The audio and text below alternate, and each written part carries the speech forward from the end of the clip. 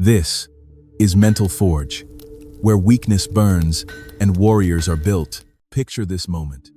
You're standing at the edge of what feels like the end of your world.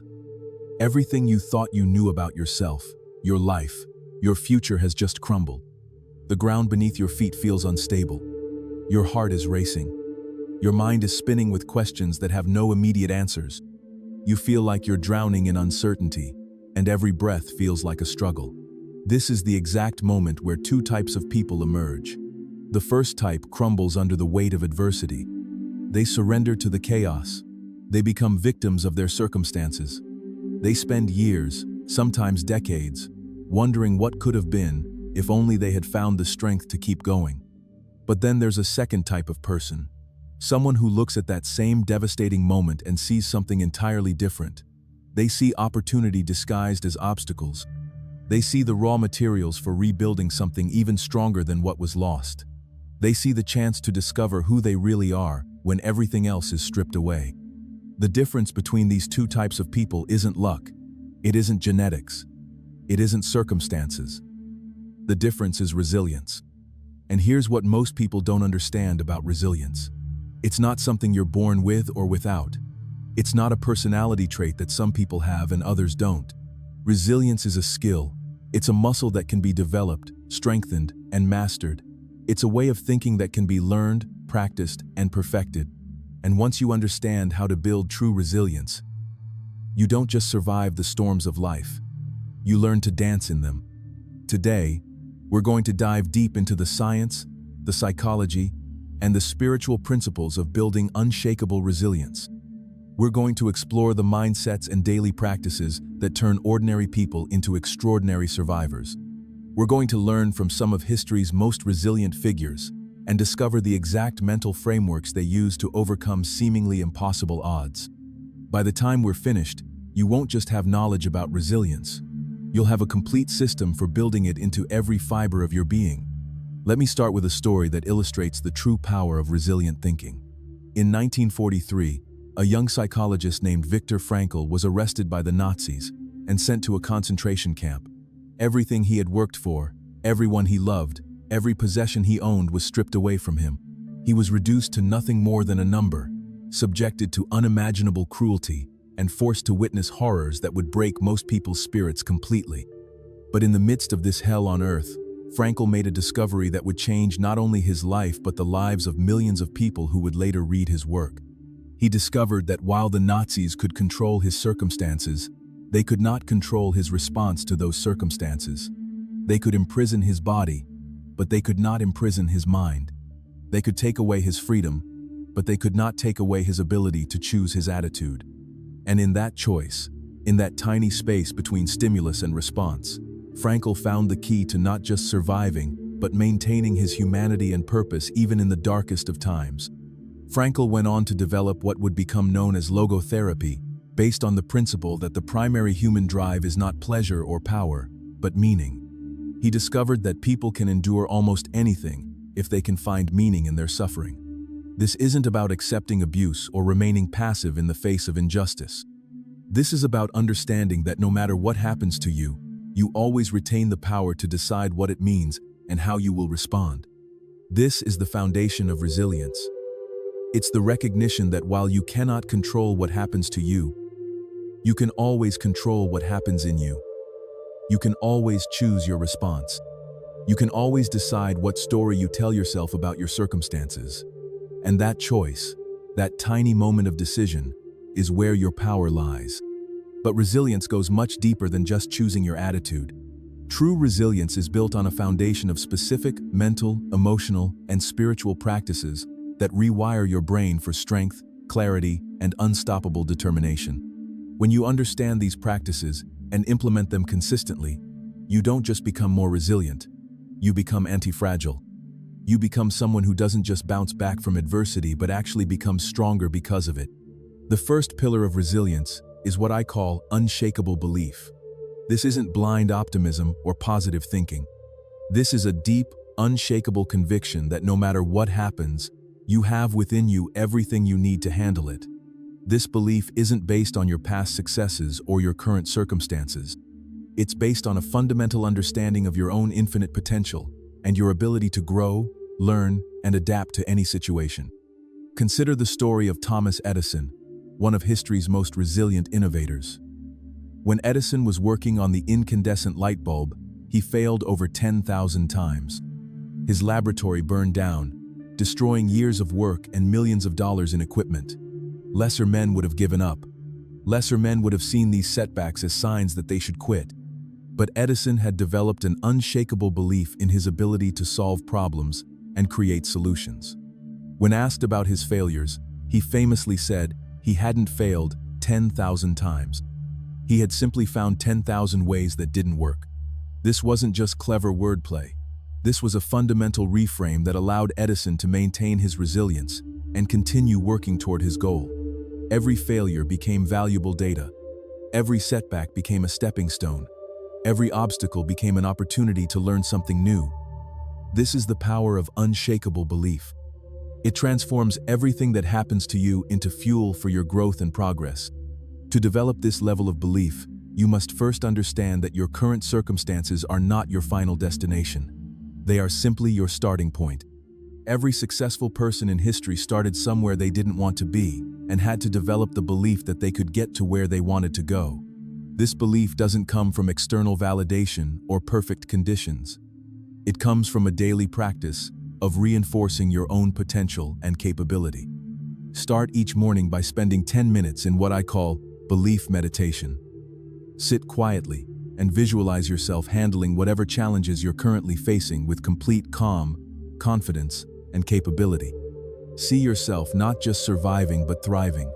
See yourself finding solutions, making progress, and growing stronger. Don't just think about this. Feel it. Experience it in your body. Let your nervous system actually experience the sensation of being capable and strong. As you do this consistently, you're literally rewiring your brain. Neuroscience shows us that your brain cannot distinguish between a vividly imagined experience and a real one. When you repeatedly visualize yourself being resilient and capable, you're creating new neural pathways that support those qualities. You're programming your subconscious mind to automatically respond with strength and resourcefulness instead of fear and panic. The second pillar of resilience is what I call fear elimination through repetition and vision. Most people think courage means not being afraid. That's not true. Courage means being afraid and acting anyway. But there's an even deeper level than this. There's a level where you systematically eliminate fear by repeatedly exposing yourself to the things that scare you and by maintaining a clear vision of what you're moving toward. Let me tell you about a young woman named Amelia Earhart who understood this principle better than almost anyone in history. Earhart didn't start out fearless. As a child, she was actually quite timid and afraid of many things.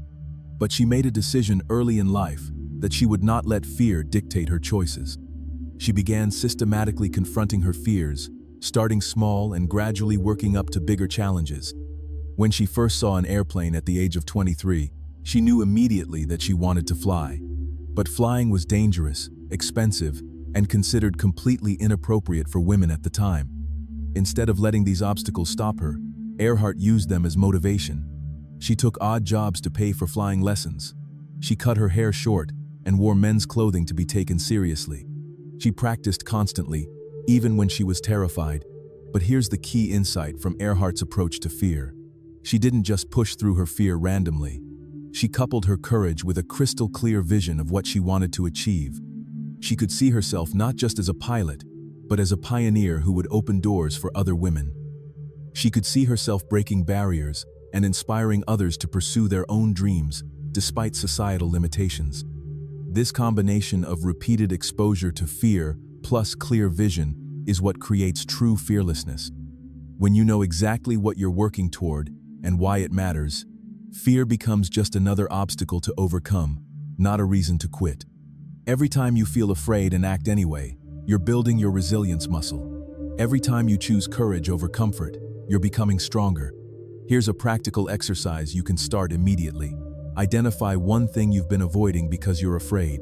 It might be a difficult conversation, a career change, starting a business, or pursuing a relationship. Whatever it is, break it down into the smallest possible steps. Then commit to taking one small action toward that fear every single day for the next 30 days. On day 1, your action might be as simple as researching the topic for 5 minutes. On day 2, you might write down your thoughts and feelings about it. On day 3, you might tell one trusted person about your goal. Each day, the action should be small enough that you can't talk yourself out of it, but significant enough that you're making real progress. As you do this, you'll notice something remarkable happening. The thing you were afraid of begins to lose its power over you. Your brain starts to recognize that you're capable of handling discomfort and uncertainty. Your confidence begins to build not from external successes, but from the internal knowledge that you're someone who faces their fears consistently. The third pillar of resilience is subconscious, rewiring for power and purpose. Your subconscious mind is running programs all the time, most of which were installed during your childhood and early experiences. Many of these programs are based on limitations, fears, and scarcity thinking. To build true resilience, you must identify these limiting programs and replace them with empowering ones. Napoleon Hill spent over 20 years studying the most successful people of his time, including Andrew Carnegie, Henry Ford, and Theodore Roosevelt. What he discovered was that every single one of these individuals had learned to program their subconscious mind for success and resilience. They understood that the thoughts you think most often become the reality you experience most consistently. Hill identified what he called the 6 ghosts of fear that keep most people from achieving their potential. These are the fear of poverty, the fear of criticism, the fear of ill health, the fear of loss of love, the fear of old age, and the fear of death. He found that resilient people had systematically addressed each of these fears and replaced them with empowering alternatives. For example, instead of fearing poverty, resilient people develop an abundance mindset. They understand that there are unlimited opportunities for those who are willing to serve others and create value. Instead of fearing criticism, they develop the confidence that comes from knowing their own worth isn't determined by other people's opinions. Instead of fearing the loss of love, they learn to love themselves unconditionally and trust in their ability to create meaningful relationships. The process of subconscious rewiring requires consistency and repetition. Your subconscious mind learns through repetition, emotion, and vivid imagery. This is why affirmations alone often don't work. If you're just repeating words without feeling or visualization, you're not engaging the mechanisms that create lasting change. Here's a powerful technique for subconscious rewiring that combines all 3 elements. Every night before you go to sleep, spend 15 minutes in what I call power programming. Start by getting into a relaxed state through deep breathing. Then begin repeating empowering statements about yourself, but instead of just saying the words, create vivid mental images of yourself embodying these qualities. For example, instead of just saying, "I am resilient," see yourself handling a challenging situation with calm confidence. Feel the sensation of being strong and capable. Hear the voice in your head speaking with certainty and power. Engage all of your senses in creating this experience. Do this consistently for at least 30 days, and you'll begin to notice profound changes in how you automatically respond to challenges. But subconscious programming isn't just about individual sessions. It's about creating an environment that constantly reinforces the person you're becoming. This means carefully choosing what you read, what you watch, who you spend time with, and what you expose your mind to on a daily basis. Your subconscious is always absorbing information from your environment and using it to shape your beliefs and expectations. If you want to build resilience, surround yourself with stories of resilient people. Read biographies of people who overcame incredible odds. Listen to interviews with survivors and thrivers. Watch documentaries about human potential and achievement. Let your subconscious mind absorb examples of what's possible when someone refuses to give up. This brings us to our 4th pillar, which is living from faith instead of fear. Faith, in this context, doesn't necessarily mean religious faith, although it can include that. This is about having faith in yourself, faith in the process of growth, and faith that things can and will get better if you keep taking the right actions. Fear-based living is reactive. You're constantly responding to threats, real or imagined. You're focused on what might go wrong, what you might lose, what could hurt you. This keeps you in a constant state of stress and limits your ability to see opportunities and solutions. Faith-based living is proactive. You're focused on what you want to create, what you want to build, what you want to contribute. Look at the example of Harriet Tubman, one of the most fearless and resilient people in American history. Born into slavery, Tubman could have lived her entire life in fear. She had every reason to believe that the world was a dangerous place where she had no power or control. But instead of accepting this limitation, Tubman developed an unshakable faith in her ability to create change. When she escaped slavery through the Underground Railroad, she didn't just secure her own freedom. She went back 19 times to lead others to freedom, despite enormous personal risk. When asked why she was willing to take such chances, Tubman said she never lost a single person because she always trusted in a power greater than the obstacles she faced. Tubman's faith wasn't passive. It was active, courageous, and backed up by consistent action. She studied the routes, built relationships with allies, developed contingency plans, and prepared for every possible scenario. But underneath all of this preparation was an unshakable belief that freedom was not just possible, but inevitable for those willing to pursue it with complete commitment. This is what faith-based living looks like in practice. You prepare thoroughly, you act courageously, and you trust that your consistent efforts will eventually produce the results you're seeking. You don't wait for guarantees before taking action, but you also don't act recklessly without preparation. To develop this kind of faith, you need to start with small experiments. Choose one area of your life where you've been living from fear and commit to taking faith-based action for 30 days. If you've been staying in a job you hate because you're afraid of financial insecurity, start taking small steps toward creating new income streams or developing new skills.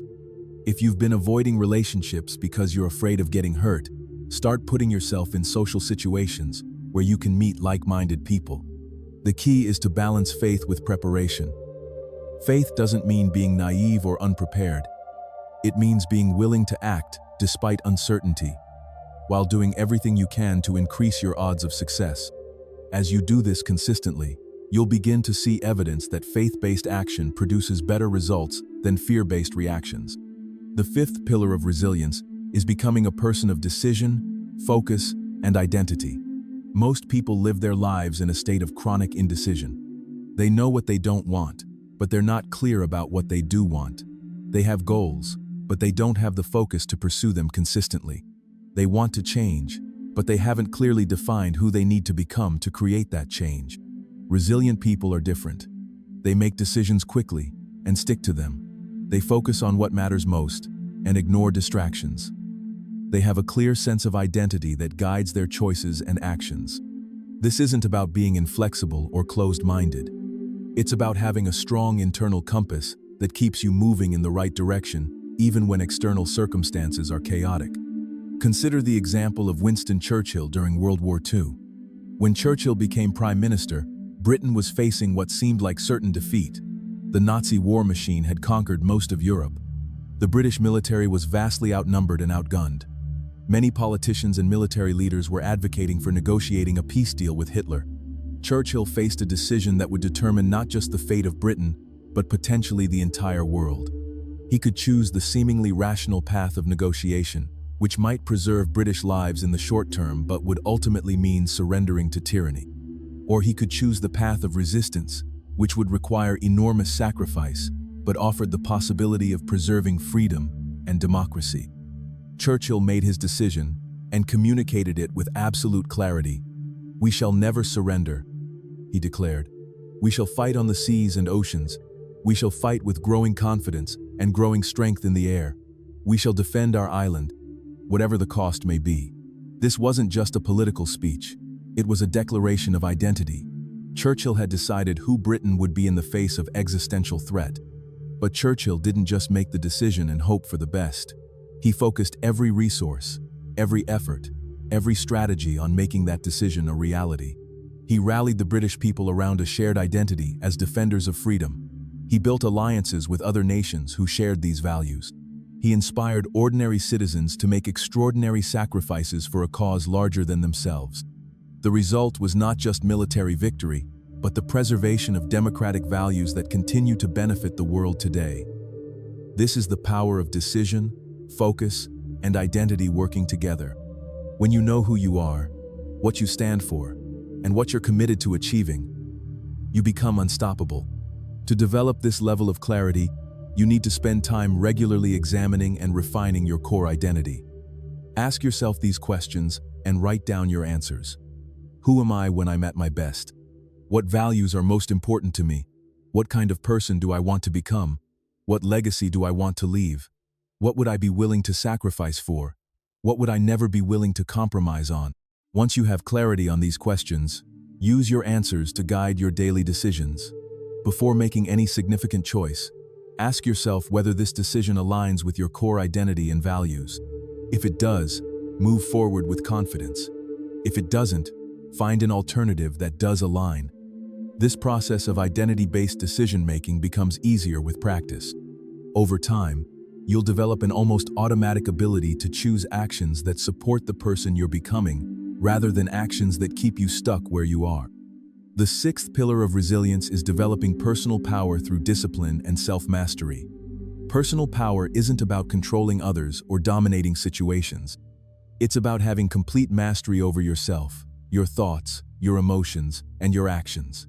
When you have this kind of power, external circumstances lose their ability to derail you. Self-mastery begins with the recognition that you are not your thoughts, you are not your emotions, and you are not your circumstances. You are the observer and director of these things. This might sound philosophical, but it has profound practical implications. When you realize that you can observe your thoughts without being controlled by them, you gain the power to choose which thoughts to focus on and which to ignore. The Stoic philosophers understood this principle better than almost anyone in history. Marcus Aurelius, who was the emperor of Rome during some of its most challenging times, developed a daily practice of examining his thoughts and choosing his responses carefully. Despite having enormous external power, he understood that his greatest strength came from his ability to govern his own mind. In his personal journal, which was later published as Meditations, Aurelius wrote about the importance of focusing only on what is within your control. He identified 3 categories of things: things you have complete control over, things you have some influence over, and things you have no control over whatsoever. He trained himself to put all of his energy into the first category, some energy into the second category, and zero energy into the third category. This might seem obvious, but most people do exactly the opposite. They spend enormous amounts of mental and emotional energy worrying about things they can't control, while neglecting the things they can control. They complain about the weather instead of dressing appropriately. They worry about other people's opinions instead of focusing on their own character. They stress about economic conditions instead of improving their own skills and value. Personal power comes from reversing this pattern. Instead of trying to control external circumstances, you focus completely on controlling your responses to those circumstances. Instead of trying to change other people, you focus on becoming the kind of person others naturally want to follow. Instead of waiting for perfect conditions, you create your own conditions through disciplined action. Here's a daily practice that will dramatically increase your personal power over time. Each morning, spend 10 minutes identifying the 3 most important things you can control that day. These might be your attitude, your work quality, your health habits, your learning, or your relationships. Write these 3 things down and commit to executing them with excellence, regardless of what else happens during the day. Each evening, spend 10 minutes reviewing how well you maintained control over these 3 areas. Don't judge yourself harshly if you didn't do perfectly. Simply observe what worked, what didn't work, and what you can do differently tomorrow. This daily cycle of planning, executing, and reviewing will gradually build your capacity for self-mastery. As your personal power grows, you'll notice that other people begin to respond to you differently. They'll sense your inner strength and stability. They'll trust your judgment and look to you for leadership. They'll be drawn to your calm confidence and unshakable presence. This isn't about becoming arrogant or dominating. It's about becoming someone who can be counted on to remain strong and steady, regardless of external circumstances. The 7th pillar of resilience is strategic thinking and wealth-building skills. Resilience isn't just about surviving difficult times. It's about positioning yourself to thrive during good times and bad times alike. This requires thinking strategically about your life, your career, your finances, and your relationships. Strategic thinking means looking beyond immediate circumstances to see patterns, trends, and opportunities that others miss. It means preparing for multiple scenarios instead of just hoping for the best. It means building systems and skills that create value regardless of changing conditions. Andrew Carnegie, one of the wealthiest people in American history, understood this principle deeply. Carnegie wasn't born wealthy. He started as a poor immigrant child working in a cotton factory for $1.20 per week. But Carnegie had something more valuable than money. He had the ability to think strategically about the future. While working as a telegraph operator, Carnegie noticed that the railroad industry was growing rapidly and would need enormous amounts of steel. Instead of just working for wages, he began investing his small savings in railroad and steel companies. But more importantly, he began educating himself about every aspect of these industries. He studied production methods, cost structures, market dynamics, and technological innovations. When opportunities arose, Carnegie was prepared to seize them. He didn't just invest money, he applied his knowledge and skills to improve operations and increase efficiency. He built relationships with other successful people and learned from their experiences. He constantly reinvested his profits into new opportunities instead of spending them on immediate gratification. But Carnegie's most strategic decision was to focus not just on accumulating wealth, but on creating value for others. He understood that lasting wealth comes from solving problems and meeting needs better than anyone else. His steel companies didn't just make him rich, they provided the materials that built America's infrastructure and created opportunities for millions of other people. This is the mindset that creates both resilience and wealth. Instead of just trying to protect what you have, you focus on creating value that others willingly pay for. Instead of just working for money, you develop skills and knowledge that become more valuable over time. Instead of just spending your income, you invest a significant portion in assets that generate additional income. To develop strategic thinking skills, start by regularly asking yourself these questions. What trends do I see developing in my industry or area of expertise? What skills will be most valuable 5 to 10 years from now? What problems do people have that I could learn to solve better than anyone else? What would happen if my current income source disappeared tomorrow, and how can I prepare for that possibility? Don't just think about these questions casually. Write down your thoughts and develop specific action plans. If you identify a skill that will be valuable in the future, start developing it now. If you see a trend developing, think about how you can position yourself to benefit from it. If you identify a potential problem, create contingency plans that would allow you to respond quickly and effectively. Strategic thinking also means building multiple streams of income and developing what I call recession-proof skills. These are abilities that people need regardless of economic conditions. Examples include problem-solving, communication, leadership, creativity, and the ability to help others achieve their goals. The more of these skills you develop, the more resilient you become. The eighth pillar of resilience is gaining clear vision and definite purpose. Without a clear sense of where you're going and why it matters, it's almost impossible to maintain motivation during difficult times. Purpose gives you the strength to continue when everything seems hopeless. Vision gives you the clarity to make decisions that align with your long-term goals. Most people have vague wishes instead of clear visions. They want to be happy, successful, or fulfilled, but they haven't defined what these things actually mean in specific, measurable terms. They want their lives to improve, but they haven't created a detailed picture of what improvement would look like. Resilient people are different. They have crystal clear visions of what they want to create, contribute, and become. They can describe their ideal future in vivid detail. They know exactly what success means to them and how they'll measure progress along the way. This clarity gives them the power to stay focused and motivated, even when the path becomes difficult. Consider the example of Martin Luther King Jr., whose clear vision and definite purpose enabled him to maintain resilience in the face of enormous opposition. King didn't just want to end racial discrimination. He had a specific, detailed vision of what an integrated society would look like. He could see black and white children playing together, people being judged by their character rather than their skin color, and economic opportunities being available to everyone regardless of race. But King's vision wasn't just personal. It was connected to a larger purpose that transcended his individual desires. He understood that the civil rights movement wasn't just about improving conditions for Black Americans. It was about creating a society where all people could reach their full potential. This sense of purpose, larger than himself, gave King the strength to continue, even when he faced death threats, imprisonment, and constant criticism. King also understood that vision without action is just fantasy. He translated his vision into specific, measurable goals and created strategic plans for achieving them. He organized marches, boycotts, and voter registration drives. He built coalitions with people who shared his values. He used his communication skills to inspire others to join the movement. He combined his clear vision with definite purpose and consistent action. The result was not just personal resilience, but social transformation that continues to benefit millions of people decades later.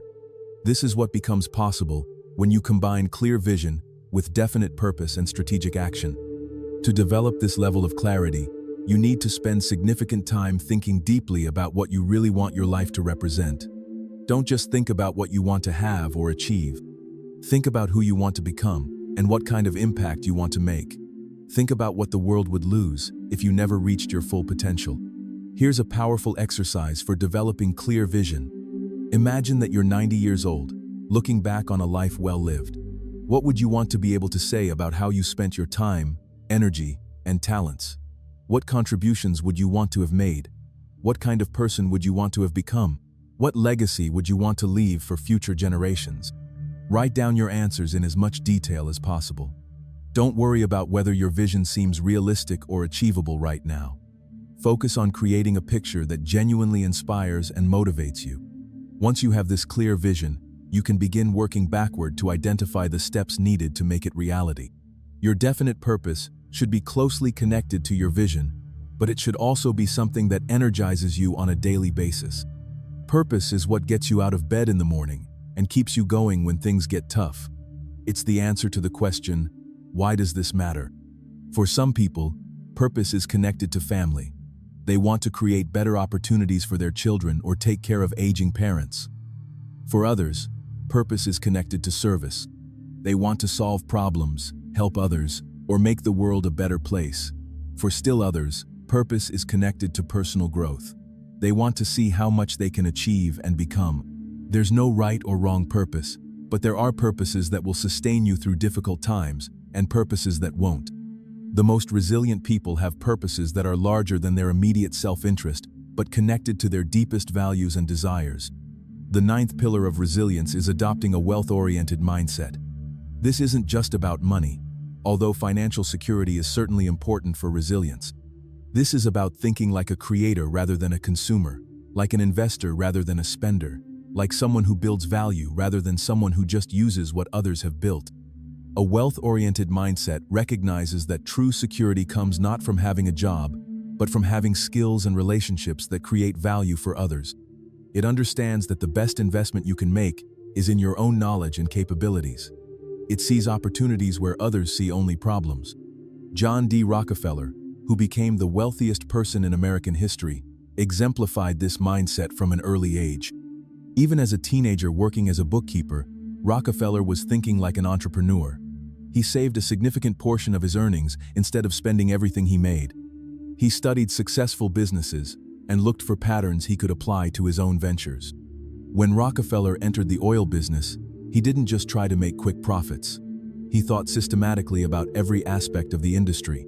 He looked for ways to reduce costs, improve efficiency, and provide better service to customers. He reinvested his profits into expanding his operations and developing new capabilities. But what made Rockefeller truly wealthy wasn't just his business success. It was his understanding that wealth comes from creating systems that work without your constant personal involvement. Instead of just working in his business, he worked on his business. He developed other people's capabilities, created standard operating procedures, and built an organization that could function effectively whether he was there or not. This is the difference between having a job and building wealth. When you have a job, you trade your time for money. When you build wealth, you create systems and assets that generate money whether you're actively working or not.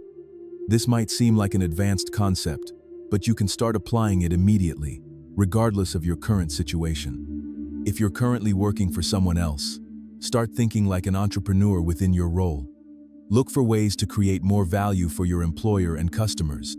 Develop skills that make you more valuable and harder to replace. Build relationships that could lead to new opportunities. Save and invest a portion of your income instead of spending everything you make. If you're already running your own business, focus on creating systems and training other people to handle routine tasks. This frees up your time to work on higher value activities like strategy, innovation, and relationship building. Look for ways to serve more customers without requiring proportionally more of your personal time and effort. A wealth-oriented mindset also means investing in yourself consistently. Read books that expand your knowledge and capabilities. Attend seminars and workshops that expose you to new ideas and successful people. Find mentors who have achieved what you want to achieve and are willing to share their insights. Join organizations and networks that connect you with like-minded people. Remember that every successful person in history invested significant time and money in their own development. They understood that the best investment is always the investment in yourself, because it's the one investment that can never be taken away from you. The 10th pillar of resilience is embodying moral strength and inner integrity. True resilience isn't just about bouncing back from adversity. It's about maintaining your values and principles even when doing so is difficult or costly. It's about being the same person in private that you are in public. It's about having the strength to do what's right, even when what's right isn't easy. Moral strength gives you a foundation that external circumstances cannot shake. When you know that your actions align with your deepest values, you can face any challenge with confidence. When you have integrity, you don't have to worry about your past catching up with you or your reputation being destroyed by the truth. Consider the example of Mahatma Gandhi, who demonstrated extraordinary resilience in the face of seemingly impossible odds. Gandhi was a small, physically weak man who challenged the most powerful empire in the world using nothing but moral force and strategic nonviolence. He spent years in prison, faced constant criticism and opposition, and endured numerous personal hardships in pursuit of Indian independence. What gave Gandhi the strength to continue was his unwavering commitment to his principles. He believed that the means were just as important as the ends, and he refused to compromise his values even when doing so might have been more expedient. He lived simply, spoke truthfully, and treated all people with respect, regardless of their social status or political positions. Gandhi's moral strength wasn't just personal. It inspired millions of other people to join his movement and gave them the courage to stand up to injustice in their own lives. His example showed that it's possible to create powerful change without becoming what you're fighting against. This is the true power of moral strength. It not only sustains you through difficult times, but it inspires others to become their best selves as well. Moral strength begins with clarity about your core values. These are the principles that define who you are and guide your decisions. Values like honesty, compassion, courage, justice, responsibility, and excellence. Once you've identified your core values, you must commit to living by them consistently, even when it's difficult or costly. This doesn't mean being rigid or judgmental toward others who have different values. It means having the courage to be authentic and to act in alignment with what you believe is right. It means taking responsibility for your mistakes and learning from them instead of making excuses or blaming others. Here's a daily practice that will strengthen your moral foundation. Each evening, spend a few minutes reviewing your day and asking yourself these questions. Did I act in alignment with my values today? Did I treat others with the respect and kindness I would want to receive? Did I take responsibility for my actions and decisions? Did I contribute positively to the situations I was involved in? If you identify areas where you fell short of your standards, don't judge yourself harshly. Simply acknowledge what happened, learn from it, and commit to doing better tomorrow. This practice of honest self-examination and continuous improvement will gradually build your character and integrity. As your moral strength grows, you'll notice that you feel more confident and at peace with yourself. You'll worry less about what others think of you because you'll know that you're living authentically. You'll attract people who share your values and respect your integrity.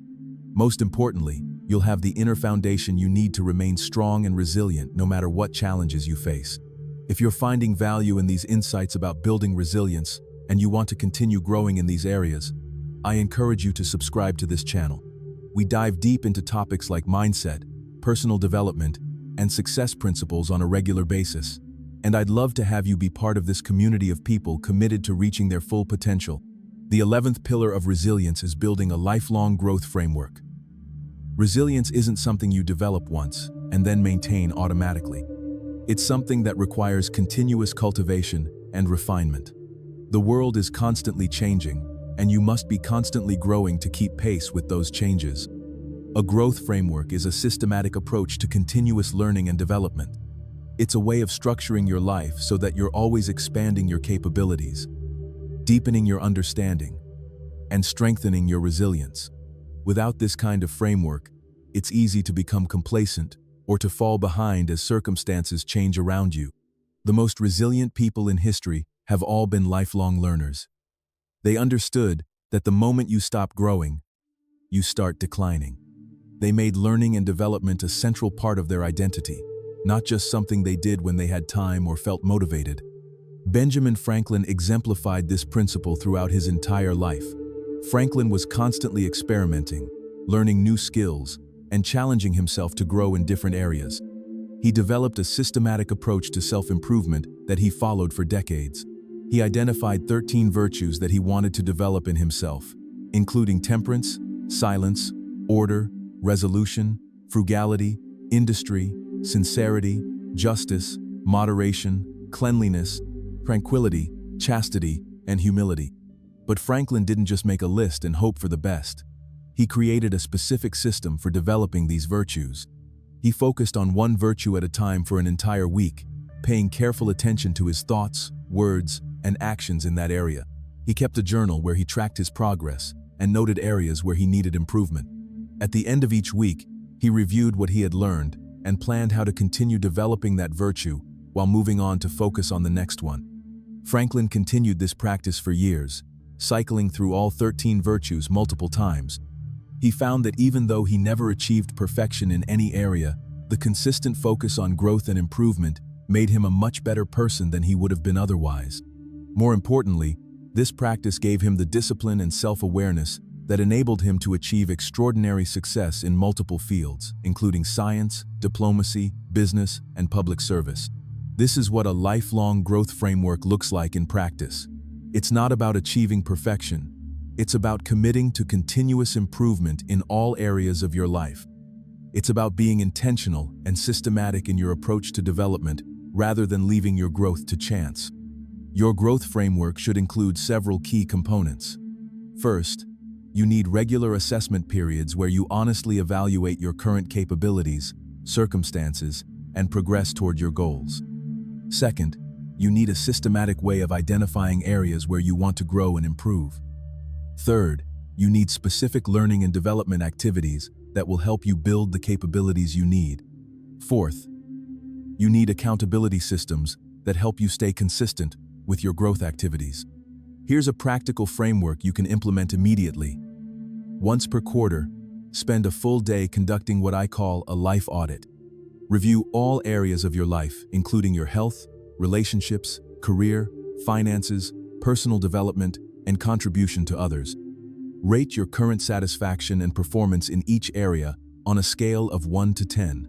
Identify the 3 areas where improvement would have the biggest positive impact on your overall life satisfaction and resilience. For each of these 3 areas, set specific, measurable goals for the next quarter. Then identify the knowledge, skills, or habits you need to develop to achieve these goals. Create a weekly schedule that includes specific time blocks for working on these development activities. Track your progress daily and review your results weekly. This might sound like a lot of work, but remember that the alternative is letting your life happen by default rather than by design. The most resilient people are those who take conscious control of their growth and development rather than hoping that things will just work out somehow. Your growth framework should also include what I call resilience maintenance activities. These are regular practices that keep your resilience muscles strong even when you're not facing major challenges. Just like physical muscles need regular exercise to stay strong, your resilience needs regular practice to stay sharp. Some examples of resilience maintenance activities include regular challenging workouts that push you beyond your comfort zone, taking on projects that require you to learn new skills, putting yourself in social situations that require courage and confidence, practicing meditation or other mindfulness techniques that strengthen your ability to observe your thoughts and emotions without being controlled by them, and regularly helping others who are facing challenges similar to ones you've overcome. The key is to make these activities a regular part of your routine rather than something you only do when you're facing a crisis. By the time you need resilience, it's too late to start building it. You need to be developing it consistently so that it's available when you need it. The 12th and final pillar of resilience is what I call integrated living. This means aligning all aspects of your life around your core values, vision, and purpose. When your thoughts, words, actions, relationships, and daily habits are all pulling in the same direction, you become incredibly powerful and resilient. Most people live fragmented lives. They have one set of values at work and another set at home. They talk about health and fitness, but live sedentary lifestyles. They say relationships are important, but spend all their time on activities that don't involve meaningful connection with others. This fragmentation creates internal conflict and wastes enormous amounts of energy. Integrated living is different. It's about creating coherence between what you believe, what you say, and what you do. It's about designing your entire lifestyle around supporting the person you want to become and the goals you want to achieve. When you live this way, everything in your life reinforces everything else, creating a powerful synergy that makes you much more resilient and effective. Theodore Roosevelt demonstrated this principle of integrated living throughout his entire life. Roosevelt had a clear vision of what it meant to be a strong, capable, and ethical person, and he aligned every aspect of his life around this vision. He was a physical fitness enthusiast who regularly engaged in boxing, horseback riding, and other challenging activities. He was a voracious reader who consumed books on history, science, politics, and literature. He was a dedicated family man who spent quality time with his wife and children despite his demanding career. But Roosevelt didn't just pursue these activities randomly. Each one served a specific purpose in developing the kind of person he wanted to become. His physical activities built the strength and confidence he needed to face challenges. His reading expanded his knowledge and perspective. His family relationships kept him grounded in what truly mattered. His public service allowed him to contribute to causes larger than himself. When Roosevelt faced major challenges, like the death of his wife and mother on the same day, or the criticism he received for his political positions, he had multiple sources of strength to draw upon. His physical fitness gave him energy and resilience. His broad knowledge gave him perspective and options. His strong relationships provided emotional support. His sense of purpose gave him the motivation to continue. This is what becomes possible when you integrate all aspects of your life around your core identity and values. Instead of having to compartmentalize different parts of yourself, you become a unified, coherent person whose every action reinforces your overall goals and vision. To begin creating more integration in your own life, start by examining the different roles you play and the different environments you spend time in. Are you the same person at work that you are at home? Do your leisure activities support your health and development goals? Do your relationships encourage you to be your best self? Do your daily habits align with your long-term vision? Where you find inconsistencies, make gradual changes to bring different areas of your life into better alignment. This doesn't mean becoming rigid or obsessive. It means being more intentional about how you spend your time and energy so that everything you do contributes to the person you're becoming. For example, if health and fitness are important to you, look for ways to incorporate physical activity into your workday. Take walking meetings when possible. Use a standing desk. Park farther away from your destination. Take the stairs instead of the elevator. These small changes won't transform your fitness overnight, but they will create more coherence between your values and your daily actions. If learning and growth are important to you, look for ways to turn dead time into development time. Listen to educational podcasts during your commute. Read books instead of watching television. Attend workshops and seminars related to your interests and goals. Join organizations where you can learn from other people who share your values and aspirations. If contribution and service are important to you, look for ways to help others as part of your regular routine. Mentor someone who is earlier in their career. Volunteer for causes you care about. Look for opportunities to solve problems and add value in your current role. Share your knowledge and experience with others who could benefit from it. The goal is to create a lifestyle where every major activity in your life serves multiple purposes and reinforces your overall vision of who you want to become. When you achieve this level of integration, you'll find that building and maintaining resilience becomes much easier because everything you do naturally contributes to your strength and development. Now let's talk about how to implement all of these principles in a practical, systematic way. Knowledge without action is worthless, and transformation requires consistent, focused effort over time. The key is to start where you are, with what you have, and begin building momentum through small, consistent actions. First, choose one pillar of resilience that resonates most strongly with you right now. Don't try to work on all 12 pillars simultaneously. That's a recipe for overwhelm and inconsistency. Instead, focus on mastering one area at a time, building your confidence and capability before moving on to the next area. If you're struggling with fear and anxiety, start with the pillar of fear elimination through repetition and vision. If you're lacking clarity about your direction in life, begin with gaining clear vision and definite purpose. If you're feeling powerless or out of control, focus on developing personal power through discipline and self-mastery. Once you've chosen your starting point, commit to working on that area for at least 30 days. This gives you enough time to see real progress and build new habits without making the commitment feel overwhelming. During these 30 days, implement the specific practices and exercises I've described for that pillar. Keep a daily journal where you track your progress, record your insights, and note any challenges or obstacles you encounter. Don't just go through the motions. Pay attention to what's working, what isn't working, and what you can do to improve your approach. At the end of 30 days, conduct an honest assessment of your progress. What has improved? What has been most challenging? What have you learned about yourself? What would you do differently if you were starting over? Use these insights to refine your approach as you continue working on this pillar or as you move on to the next one. As you build competence in one area, you'll find that it naturally supports development in other areas. For example, as you develop clearer vision and purpose, it becomes easier to make decisions that align with your values. As you build personal power through self-mastery, it becomes easier to take action despite fear and uncertainty. As you strengthen your moral foundation, it becomes easier to build authentic relationships and live with integrity. This creates a positive feedback loop where each area of development reinforces every other area.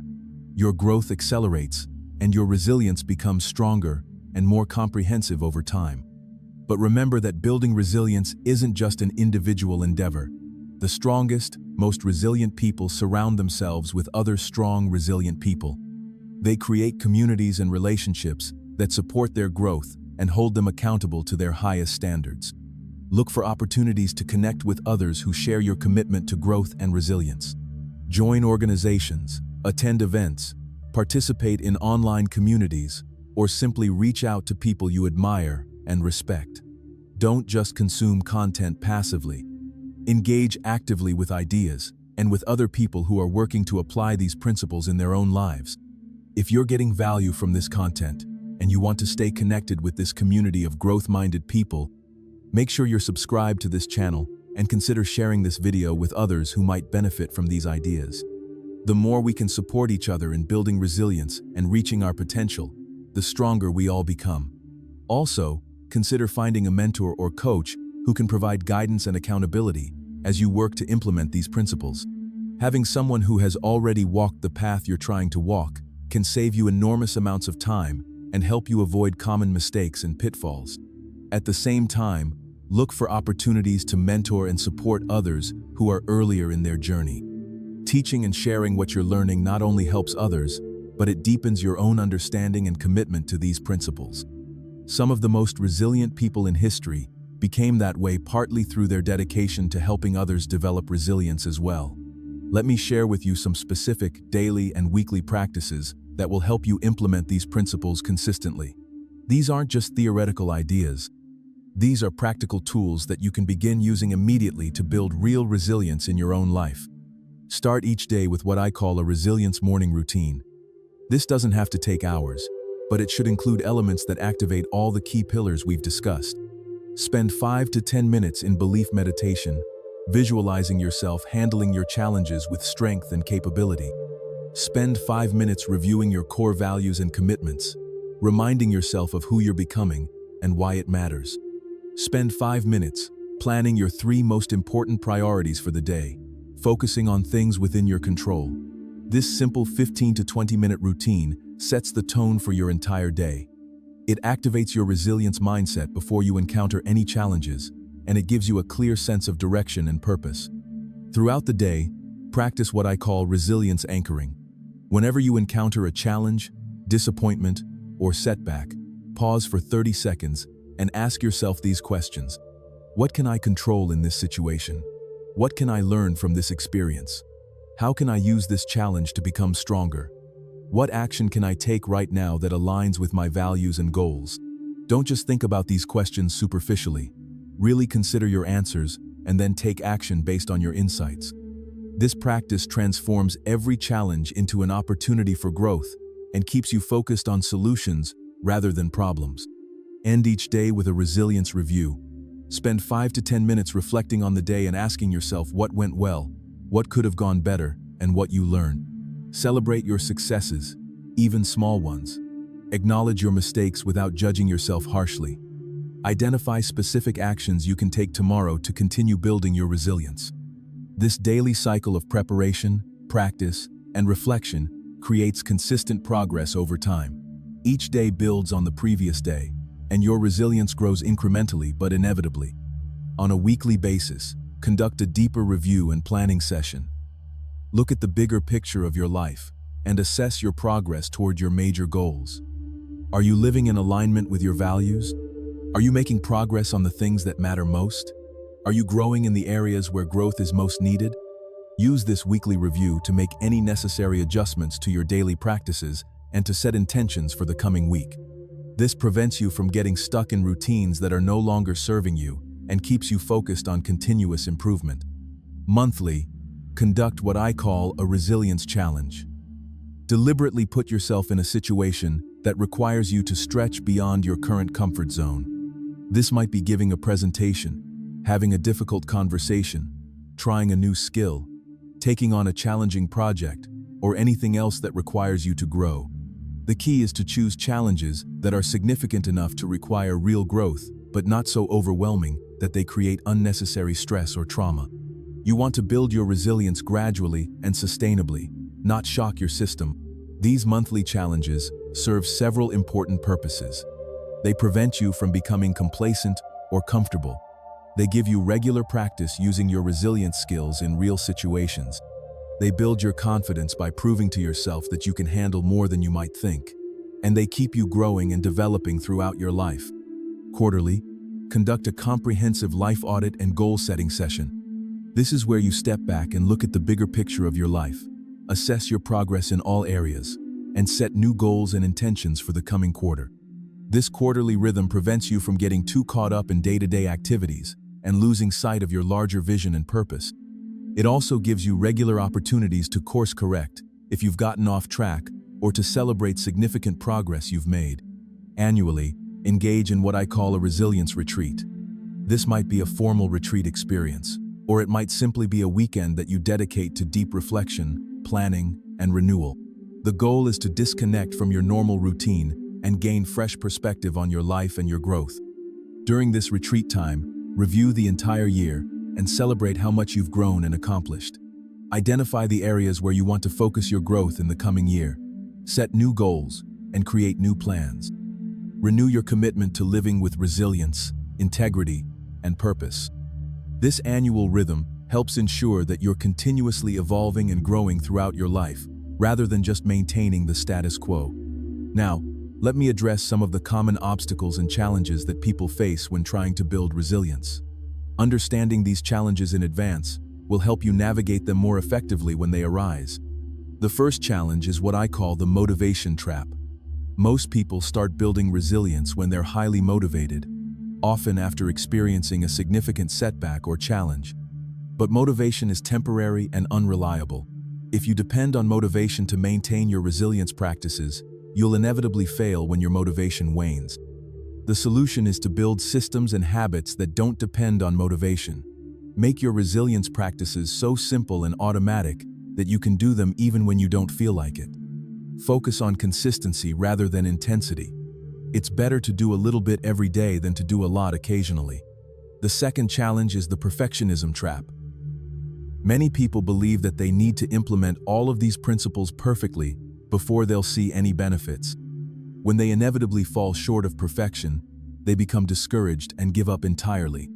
Remember that building resilience is a lifelong journey, not a destination. You don't need to be perfect to benefit from these practices. Every small step you take in the right direction makes you stronger and more resilient. Focus on progress, not perfection. The third challenge is the comparison trap. It's natural to compare your progress to other people's progress, especially in our social media-driven culture, where everyone seems to be living perfect lives. But comparison is not only pointless, it's actively harmful to your resilience development.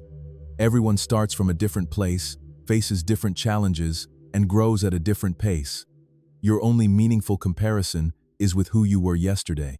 Focus on your own growth and progress, and celebrate every step forward, no matter how small. The fourth challenge is the complexity trap. Some people become so focused on understanding every detail and nuance of resilience that they never actually start practicing it. While understanding is important, action is what creates transformation. Don't wait until you have perfect understanding before you begin. Start with what you know now and learn as you go. The insights you gain from actually practicing these principles will be far more valuable than any theoretical knowledge you could acquire. The fifth challenge is the isolation trap. Building resilience can feel like a solitary endeavor, and it's easy to become discouraged when you don't have support and encouragement from others. But resilience is actually easier to build when you're part of a community of like-minded people. Actively seek out relationships with people who share your commitment to growth and development. Join groups, attend events, participate in online communities, or simply reach out to people you admire. Don't try to build resilience entirely on your own. The sixth challenge is the instant gratification trap. We live in a culture that promises quick fixes and immediate results. But building real resilience takes time, patience, and consistent effort. There are no shortcuts or magic formulas. Set realistic expectations about the timeline for building resilience. Expect to see small improvements within the first few weeks, moderate improvements within the first few months, and significant transformation within the first year. But also understand that building resilience is a lifelong process that gets easier and more rewarding over time. As we near the end of our time together, I want to leave you with some final thoughts about what's possible when you commit to building unshakable resilience. This isn't just about surviving difficult times, although that's certainly important. This is about thriving in all circumstances and reaching your full potential as a human being. When you develop true resilience, you become someone others can count on. You become a source of strength and stability for your family, your friends, your colleagues, and your community. You become someone who creates positive change rather than just reacting to circumstances. You also become someone who experiences life more fully. Instead of being constrained by fear and uncertainty, you become free to pursue your dreams and aspirations with confidence. Instead of being limited by your current circumstances, you become capable of creating the life you truly want. Most importantly, you become someone who makes a difference. Resilient people don't just improve their own lives, they contribute to making the world a better place for everyone. They solve problems, create opportunities, inspire others, and leave the world better than they found it. This is what's possible when you commit to building resilience. This is the transformation that awaits you if you're willing to do the work. But remember, knowledge without action is worthless. The information I've shared with you today has the power to transform your life, but only if you actually implement it. So here's my challenge to you. Don't just listen to this content and move on with your life unchanged. Choose one pillar of resilience that resonates with you and commit to working on it for the next 30 days. Create a specific plan, track your progress, and stick with it even when it gets difficult. More importantly, commit to making resilience development a lifelong priority. This isn't something you do once and then forget about. This is a way of living that will serve you throughout your entire life and enable you to handle whatever challenges and opportunities come your way. Remember that every person who has ever achieved anything significant in life has had to develop resilience. Every entrepreneur who built a successful business, every athlete who won a championship, every artist who created lasting work, every leader who made a positive difference, had to learn to bounce back from setbacks, overcome obstacles, and keep going when things got tough. You have that same potential within you. You have the ability to develop unshakable resilience, and to use that resilience to create an extraordinary life. The only question is whether you're willing to do what it takes to develop that potential. If you are, then welcome to the journey. Welcome to the community of people who refuse to let circumstances determine their destiny. Welcome to the ranks of those who choose growth over comfort, courage over fear, and contribution over consumption. And if you found value in this discussion, and you want to continue this journey of growth and development, please subscribe to this channel and share this content with others who might benefit from it. We're building a community of resilient, growth-minded people who support each other in reaching our full potential. The path of resilience isn't always easy, but it's always worth it. Every step you take makes you stronger. Every challenge you overcome increases your capacity for handling even greater challenges. Every small victory builds momentum toward larger victories. You have everything you need to begin this journey right now. You don't need perfect conditions, unlimited resources, or the approval of others. You just need the willingness to start where you are, with what you have, and to keep moving forward one step at a time. The world needs more resilient people. Your family needs you to be resilient. Your community needs you to be resilient. And most importantly, you deserve to experience the confidence, strength, and peace that come from knowing you can handle whatever life brings your way. So make the commitment today. Choose resilience. Choose growth. Choose to become the person you were meant to be. Your future self will thank you for the decision you make right now. Remember that building resilience isn't just about you. It's about everyone whose life you touch. When you become more resilient, you become better able to serve others, support your loved ones, and contribute to causes larger than yourself. Your resilience creates ripple effects that extend far beyond your own life. This is why building resilience is not just a personal development goal, it's a moral imperative. In a world full of challenges and uncertainties, we need more people who can remain strong, stable, and optimistic in the face of adversity. We need more people who solve problems rather than just complaining about them. We need more people who build bridges rather than walls. You can be one of those people. You can be someone who makes a positive difference in the world through your strength, your wisdom, and your example. But it starts with the decision to build resilience in your own life. Thank you for spending this time with me today. Thank you for your commitment to growth and development. Thank you for being someone who wants to make a positive difference in the world. Now go out there and start building the unshakable resilience that will serve you for the rest of your life. The journey begins with a single step. Take that step today. Champions, your mind has been forged a little stronger today, but the real test isn't what you learned, it's what you do with it. Take action, dominate your day, and remember, we're not just building better thoughts, we're forging unstoppable lives. The forge doesn't stop, and neither do you. If this episode hit you where it counts, subscribe to Mental Forge Academy and join the Brotherhood of Champions who refuse to settle for ordinary. Go transform, strike while the mind is hot.